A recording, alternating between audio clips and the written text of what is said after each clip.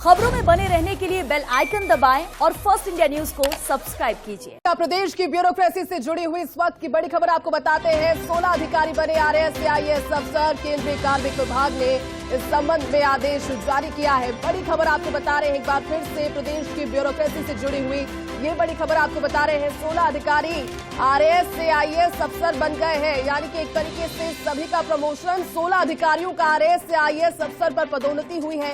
केंद्रीय कार्मिक विभाग ने इस संबंध में आदेश जारी किया है और कुछ ही देर में आपको पूरी सूची भी फर्स्ट इंडिया पर सबसे पहले सुपर एक्सक्लूसिव और फर्स्ट ऑन फर्स्ट इंडिया दिखाएंगे। लेकिन बड़ी खबर यह है कि 16 अधिकारियों को आरएएस से आईएएस पदोन्नत किया गया है, यानी कि जो तोहफा है, जो परफॉर्मेंस है, उसको देखते हुए 16 अधिकारी आरएएस अफसर से आईएएस अफसर बनाए गए हैं और केंद्रीय कार्मिक विभाग ने इस संबंध में आदेश भी जारी कर दिया है। न्यूज रूम का रुख करते हैं, वहां से सहयोगी शिवेंद्र सिंह परमार हमारे साथ लाइव जुट गए। शिवेंद्र, एक बार फिर से प्रदेश की ब्यूरोक्रेसी में बड़ा बदलाव हुआ है। 16 अधिकारियों को तोहफा ही इसे कह लीजिए मिला है। आरएएस से आईएएस अफसरों की पदोन्नति हुई है। क्या जानकारी, इस पूरी सूची को भी फिर दर्शकों को दिखाएंगे। शिवेंद्र, बड़ी खबर है क्योंकि काफी समय से जो प्रक्रिया थी वो चल रही थी।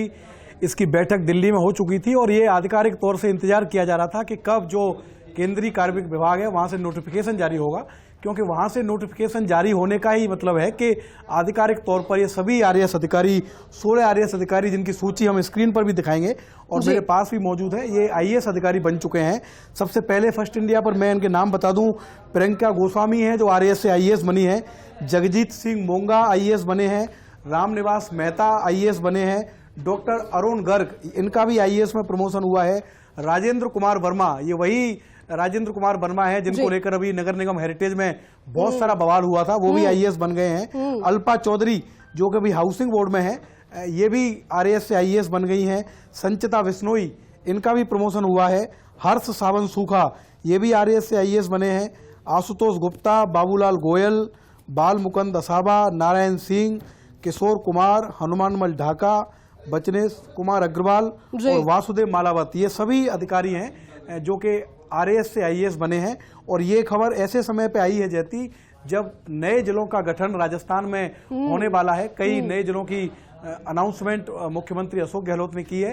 हालांकि उन सभी जिलों में ओएसडी लगाए जा चुके हैं और ये संभावना है कि जो ओएसडी उन जिलों में लगे हैं वही कलेक्टर का काम करेंगे। लेकिन ये सही है कि राजस्थान में आईएएस अधिकारियों की काफी कमी थी, बहुत समय से जरूरत थी और ये सभी अधिकारी भी इंतजार कर रहे थे कि जल्द से जल्द इनका नोटिफिकेशन जारी हो। तो फर्स्ट इंडिया जो कि ब्यूरोक्रेसी की खबरों का बादशाह है, ये सबसे पहले खबर ब्रेक कर रहा है कि इसका नोटिफिकेशन जारी हो चुका है और ये सभी जो 16 आरएएस अधिकारी हैं ये आईएएस अधिकारी बन गए हैं। अब जो आगे की प्रक्रिया है वो ये है कि इनको कैडर आवंटित होंगे, किस अधिकारी को कौन सा कैडर मिलता है।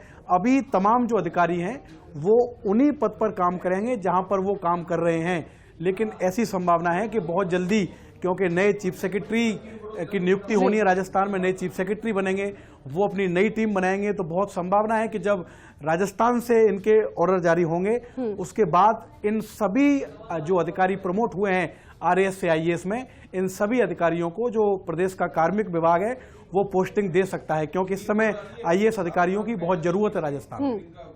बिल्कुल शिवेंद्र, आप ठीक कह रहे हैं, क्योंकि नए जिलों के गठन से पहले अब जब इस तरह की बातें थी और जरूरत महसूस की गई कि जिले जब ज्यादा होंगे तो ज्यादा आसानी से फिर ब्यूरोक्रेसी के काम हो पाएंगे। लेकिन शिवेंद्र, लिस्ट हमारे पास में है और लिस्ट को अगर एक्सपीरियंस वाइज समझने की कोशिश करें शिवेंद्र, जो टॉप 5 नाम है प्रियंका गोस्वामी से लेकर राजेंद्र कुमार वर्मा तक, इन्हें जरा एक बार ब्रीफ कर दीजिए एक्सपीरियंस के आधार पर जब ये जिम्मेदारी दी गई है और उसके बाद आगे भी बढ़ेंगे। देखिए, तमाम जो अधिकारी हैं ये मोस्टली 1996 और 1997 बैच के अधिकारी हैं। इसमें कई अधिकारी हैं जो 96 बैच के हैं, जिनमें प्रियंका गोस्वामी हैं, जगजीत सिंह मोंगा हैं, रामनिवास मेहता हैं, अरुण गर्ग हैं, राजेंद्र कुमार वर्मा हैं और उसके बाद कई अधिकारी हैं जो 97 बैच के हैं। और भविष्य में इनके बाद भी जो आईएएस अधिकारी बनेंगे, क्योंकि 97 जो बैच है आरएएस अधिकारियों का राजस्थान में वो काफी बड़ा बैच है, तो आगामी दिनों में यानी कि आगामी साल में जब प्रमोशन होंगे आरएएस से आईएएस में, उस समय पे जो 97 बैच के बाकी अधिकारी हैं उनका नंबर आएगा। लेकिन अगर एक्सपीरियंस की बात करें तो 96 और 97 कितना लंबा उनके पास प्रशासनिक अनुभव है। ये तमाम अधिकारी अलग अलग जिलों के अंदर एसडीएम रह चुके हैं, एडीएम रह चुके हैं, विकास प्राधिकरणों में रह चुके हैं, कई प्रमुख जिम्मेदारियां उन्होंने निभाई हैं, संभाली हैं, तो जाहिर तौर पर हर आरएएस अधिकारी जो डायरेक्ट आरएएस बनता है उसका ये सपना होता है कि जब वो अपनी नौकरी के 20 से 25 साल पूरा कर ले तो उसका आईएएस में जरूर प्रमोशन हो। तो इन सभी अधिकारियों के लिए एक बहुत बड़ा गिफ्ट है, बहुत बड़ा तोहफा है, और ये तारीफ करनी होगी प्रदेश सरकार की भी कि बहुत जल्दी इस प्रक्रिया को पूरा किया गया, ज्यादा समय इसमें नहीं लिया गया। कुछ समय पहले आपको याद होगा जब इसकी मीटिंग हुई थी यूपीएससी में, जब मुख्य सचिव, डीओपी के सेक्रेटरी, ये सभी अधिकारी दिल्ली गए थे, दिल्ली में इनकी मीटिंग हुई थी और उसके बाद नोटिफिकेशन का ही इंतजार था कि कब नोटिफिकेशन आए। और अब जब नोटिफिकेशन आ गया है तो ये कहा जा सकता है कि ये सभी अधिकारी आधिकारिक रूप से आईएएस अधिकारी बन गए हैं और इनको आने वाले दिनों में कैडर भी आवंटित होगा और इनकी प्रदेश के अलग अलग इलाकों में, अलग अलग जिलों में कई अधिकारी हैं जो उनमें से कलेक्टर लगेंगे। जैसे जो सरकार अच्छा समझेगी इन अधिकारियों को पोस्टिंग मिलेगी। बिल्कुल शिवेंद्र, और फर्स्ट इंडिया ने पहले ही इसके संकेत दिए थे। जब आप जिस मीटिंग का जिक्र कर रहे हैं, पूरी खबर ब्रेक हुई थी फर्स्ट इंडिया पर और फिर नामों को लेकर भी कुछ बातें सामने आई थी।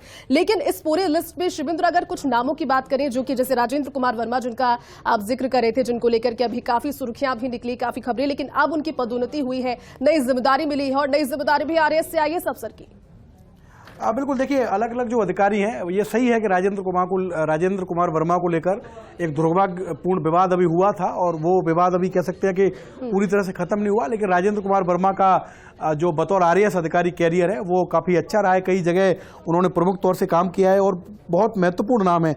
बचनेश कुमार अग्रवाल है जो अभी चिकित्सा मंत्री हैं, प्रसादी लाल मीणा उनके ऐसे लगे हुए हैं, किशोर कुमार हैं जो अभी परिवहन विभाग में अतिरिक्त आयुक्त प्रवर्तन लगे हुए हैं। इसके अलावा आशुतोष गुप्ता हैं, ये भी आरपीएससी में लगे हुए हैं। इसके अलावा संचिता विश्नोई हैं जो कि अभी यूडीएच में संयुक्त सचिव हैं। अल्पा चौधरी हैं जो कि अभी हाउसिंग बोर्ड की सेक्रेटरी हैं। डॉक्टर अरुण गर्ग हैं, इन्होंने नगर निगम में काम किया है और अभी भी ये महत्वपूर्ण जिम्मेदारी निभा रहे हैं। रामनिवास मेहता, ये अभी कार्मिक विभाग में संयुक्त शासन सचिव हैं। और अलग अलग जो अधिकारी हैं वो अभी भी महत्वपूर्ण जगह पर काम कर रहे हैं। लेकिन अब जबकि इनका आईएएस में प्रमोशन हो गया है जैती, और जैसा मैं आपको बता रहा हूं कि राजस्थान में काफ़ी समय से आईएएस अधिकारियों की किल्लत है। यहाँ तक चिट्ठी लिख के भेजी है कार्मिक विभाग ने केंद्रीय कार्मिक विभाग को कि यहाँ के कैडर का पुनर्गठन करने की जरूरत है। तो एक ऐसे समय में राजस्थान को आईएएस अधिकारी मिले हैं जब नए जिलों का गठन हुआ है और राजस्थान में आईएएस अधिकारियों की कमी है।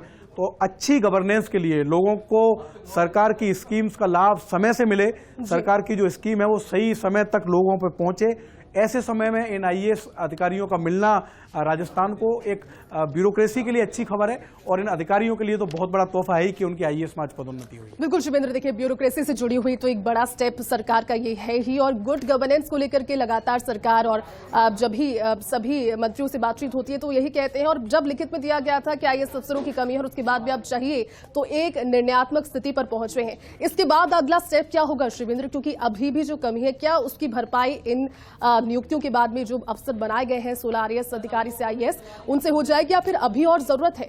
देखिए अभी सूची और आ सकती है क्या? अभी राजस्थान में आईएएस अधिकारियों की अभी भी कमी है और ये संभावना जताई जा रही है कि इस बात का प्रस्ताव भी जो प्रदेश का कार्मिक विभाग है वो दिल्ली केंद्र सरकार को भेज सकता है कि हमारे राजस्थान में जो नए जिलों का गठन हो रहा है इसके बाद यहाँ पर आईएएस अधिकारियों की जरूरत है, क्योंकि इस तरह का प्रस्ताव आईपीएस अधिकारियों को लेकर केंद्रीय गृह विभाग को सरकार भेज चुकी है। तो बहुत संभावना है कि जो कार्मिक विभाग है वो आईएएस अधिकारियों को लेकर भी इस तरह का प्रस्ताव भारत सरकार को भेजेगा कि यहाँ पर आईएएस अधिकारियों का जो कैडर है उसके पुनर्गठन की जरूरत है। नए जिलों का गठन हुआ है, आईएएस अधिकारियों की काफ़ी कमी है और आने वाले दिनों में, हालांकि ये कहा जाता रहा है अभी तक, क्योंकि दोनों सरकारें अलग हैं, केंद्र सरकार अलग है, राज्य सरकार अलग है, इसलिए जिस अनुपात में दूसरे प्रदेशों के आईएएस अधिकारियों के कैडर में बढ़ोतरी हुई है वो बढ़ोतरी राजस्थान में नहीं हुई है।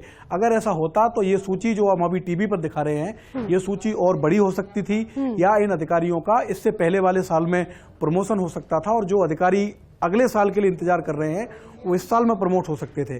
लेकिन अभी भी ये मानकर चल रहे हैं आरएएस अधिकारी जिनको आने वाले दिनों में प्रमोट होना है कि जिस तरह से आईपीएस अधिकारियों का प्रस्ताव भारत सरकार को गया है उस तरह से जल्द ही आईएएस अधिकारियों के कैडर के पुनर्गठन का प्रस्ताव भी भारत सरकार को जाएगा, क्योंकि नए जिले राजस्थान में बने हैं, अधिक आईएएस अधिकारियों की जरूरत है और बहुत संभव है कि भारत सरकार आने वाले दिनों में इसको मंजूरी दे दे और अगर मंजूरी देगी तो जाहिर तौर पर राजस्थान में आईएएस अधिकारियों के पद बढ़ेंगे, और पद बढ़ेंगे तो और अधिक आरएएस अधिकारियों के आईएएस में प्रमोशन होने की संभावना भी बढ़ेगी। बिल्कुल शिवेंद्र, बड़ी बात है जो कि पर्सन इंडिया के जरिए बता रहे हैं। लेकिन शिवेंद्र, अगर हाइपोथेटिकली बात करें, लेकिन जिम्मेदारियां तो बाद में वितरित होगी, लेकिन अगर इस सूची के आधार पर ये देखें नए जिलों से जोड़ करके किसकी क्या जिम्मेदारी पहले रही थी, किसने कहा अच्छा काम किया, और जिम्मेदारी अब क्या मिल सकती है, क्या उससे इतर जिम्मेदारी या फिर जिस विभाग से जुड़े हुए थे उसमें ही एक बड़ा लेवल उनको मिल जाएगा, अगर इस लिस्ट के जरिए वो समझने की कोशिश करेंगे तो उसको कैसे विश्लेषित करेंगे? देखिए, इसका अभी अंदाजा नहीं लगाया जा सकता जैती कि किस अधिकारी को क्या जिम्मेदारी मिलेगी,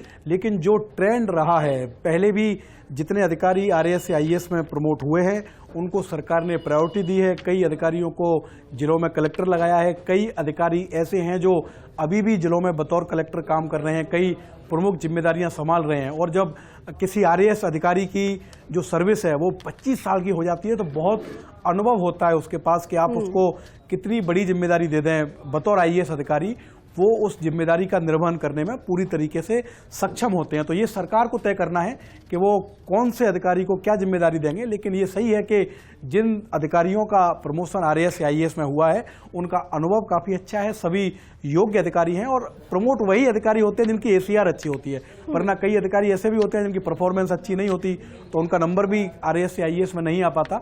तो सभी योग्य हैं, सभी में क्षमता है काम करने की, सरकार को तय करना है। लेकिन ये सही है, मैं फिर इस बात को दोहरा रहा हूं कि राजस्थान में नए जिलों के गठन के बाद जो आईएएस अधिकारी हैं उनके लिए संभावनाएं बड़ी हैं।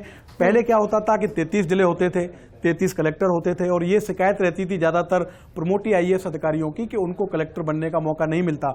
हालांकि मौजूदा गहलोत सरकार ने इस शिकायत को भी काफ़ी हद तक कम किया है। अभी भी ऐसे कई जिले हैं जिनमें प्रमोटी कलेक्टर काम कर रहे हैं, लेकिन अब जबकि जिलों की संख्या बढ़ गई है, काफ़ी जिले बन गए हैं, तो आने वाले दिनों में जब सरकार की सूचियां निकलेंगी, फेरबदल होगा, तो हम देखेंगे कि इस सूची में से भी कई अधिकारी ऐसे होंगे जिनको जिलों में बतौर कलेक्टर कमान मिलेगी। शिवेंद्र, बिल्कुल, और ये इस सूची के आने के बाद में अगर पॉजिटिव बदलावों की बात करें, सूची तो आ गई है, इसके बाद में दूसरी सूची का भी इंतजार करें, क्योंकि जिस तरह से आप कह रहे हैं कि 16 नाम है और बढ़ सकते थे, और उम्मीद यही है जो आरएएस अफसर है उनके कि नाम बढ़कर अगली सूची में सामने आए। लेकिन पॉजिटिव एस्पेक्ट अगर जिले गठन के अलावा भी देखा जाए तो क्या रहेगा? आईएएस की कमी तो उससे क्षतिपूर्ति जो खाना पूर्ति है वो हो जाएगी, इसके अलावा क्या? देखिए, काफ़ी फेरबदल होगा, क्योंकि जाहिर सी बात है कि ये 16 अधिकारी आरएएस से प्रमोट होकर आईएएस बने हैं, तो और अगर इन 16 अधिकारियों को भविष्य में पोस्टिंग मिलेगी तो 16 जगह खाली होंगी। जैसा मैंने आपको बताया कि सभी जो अधिकारी हैं वो अभी अलग अलग विभागों में महत्वपूर्ण जिम्मेदारी संभाल रहे हैं, तो एक आरएएस अधिकारियों की लिस्ट भी आने वाले दिनों में